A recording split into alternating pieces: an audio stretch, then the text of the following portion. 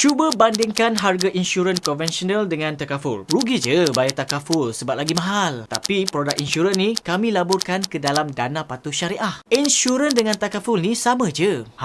Korang pernah dengar tak ejen insurans cakap macam ni? Disebabkan ayat-ayat macam ni lah yang telah mengelirukan masyarakat kita semua. Lebih-lebih lagi orang Islam kat luar sana. Betul ke insurans dengan takaful ni benda yang sama? Jom kita tengok apa 4 perbezaan takaful dan insurans konvensional dan juga baik buruknya. Yang pertama, apa itu takaful dan insurans konvensional? Apa itu takaful? Secara amnya, takaful adalah pelan perlindungan berlandaskan Islam yang mengikut syariah. Jika korang dapatkan takaful, akad yang digunakan untuk transaksi ini adalah akad menyumbang, iaitu menderma ataupun dikenali sebagai tabaru. Seterusnya, apa itu insurans konvensional pula? Insurans adalah pelan perlindungan konvensional yang ditawarkan oleh syarikat-syarikat insurans seperti Prudential, Great Eastern, M Assurance dan lain-lain. Korang akan beli polisi ataupun sijil dengan syarikat insurans menggunakan akad jual beli. Yang kedua, perbezaan takaful dan insurans konvensional. Ada 4 poin penting yang kita boleh bezakan antara takaful dengan insurans konvensional ni tau. Poin pertama adalah akad. Untuk takaful adalah akad menderma, manakala akad yang digunakan untuk transaksi insurans konvensional adalah akad jual beli. Yang kedua adalah gharar, iaitu ketidakpastian. Dalam konsep jual beli Islam, jika kita membeli sesuatu produk, ianya haruslah pasti dan jelas. Pasti yang dimaksudkan dalam konsep jual beli Islam termasuklah rupa,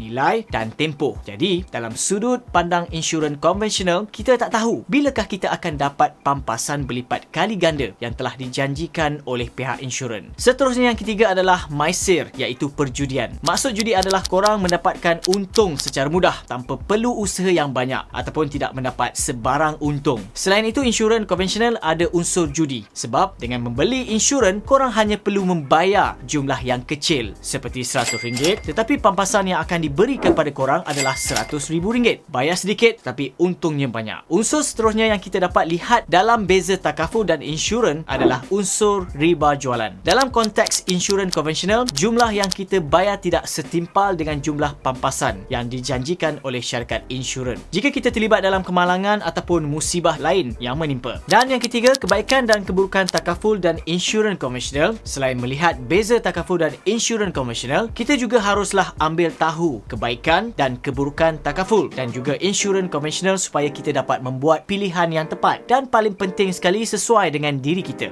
First sekali, of course lah, yang hangat dibahaskan adalah mengikut syariah. Untuk yang Muslim, benda ini sangat penting untuk korang ambil tahu. Takaful adalah mengikut syariah Islam, manakala insurans konvensional pula tak mengikut syariah Islam. Ini disebabkan oleh unsur-unsur yang diharamkan dalam Islam seperti riba, perjudian, gharar dan juga akad yang digunakan adalah berbeza, iaitu akad menderma untuk takaful dan akad jual beli untuk insurans konvensional. Takaful juga dicipta sebagai satu alternatif kepada insurans untuk Muslim. Perbezaan kedua adalah pakej ditawarkan. Takaful ada pakej yang limited dan tak ada banyak pilihan tersedia, manakala insurans konvensional pula ada banyak kuantiti pakej dan pilihan plan insurans yang sesuai dengan lapisan masyarakat di Malaysia. Jumlah syarikat takaful berdaftar juga adalah lebih kurang jika dibandingkan dengan syarikat insurans konvensional di Malaysia. Seterusnya adalah pengagihan keuntungan. Kalau korang gunakan takaful, keuntungan pelaburan syarikat takaful akan dibahagi sama rata antara peserta takaful dan juga pengendali, iaitu syarikat takaful. Mereka juga bukanlah pemegang mutlak dana yang terkumpul, berbeza dengan insurans konvensional yang menggunakan akad jual beli. Maksudnya, duit korang bayar untuk beli polisi insurans itu adalah hak mutlak syarikat insurans dan mereka bebas untuk menggunakan duit itu dan segala keuntungannya. Segala bonus yang diberikan kepada korang oleh pihak insurans adalah atas budi baik syarikat itu. Dengan kata lain, keuntungan tersebut tidak dibahagi sama rata antara syarikat insurans dan pembeli polisi. Poin yang terakhir adalah tanggungan risiko. Selaras dengan konsep jual beli yang diguna pakai oleh syarikat insurans konvensional, di mana korang boleh beli polisi perlindungan dengan janji korang akan diberi pampasan kalau berlaku apa-apa musibah ataupun kerugian kepada korang. Dengan erti kata lain, syarikat insurans itu akan tanggung risiko terbabit bagi pihak korang. Dibandingkan dengan takaful, risiko kerugian akan ditanggung sesama peserta takaful. Secara keseluruhannya, kedua-dua polisi perlindungan ada kelebihan dia dan ada kekurangannya tersendiri. Jadi, pilihlah polisi yang sesuai dengan situasi dan kemampuan korang. Ini sahaja perkongsian kali ini. Harap bermanfaat untuk korang semua. Jangan lupa subscribe ke YouTube channel Direct Lending untuk tips kewangan yang santai.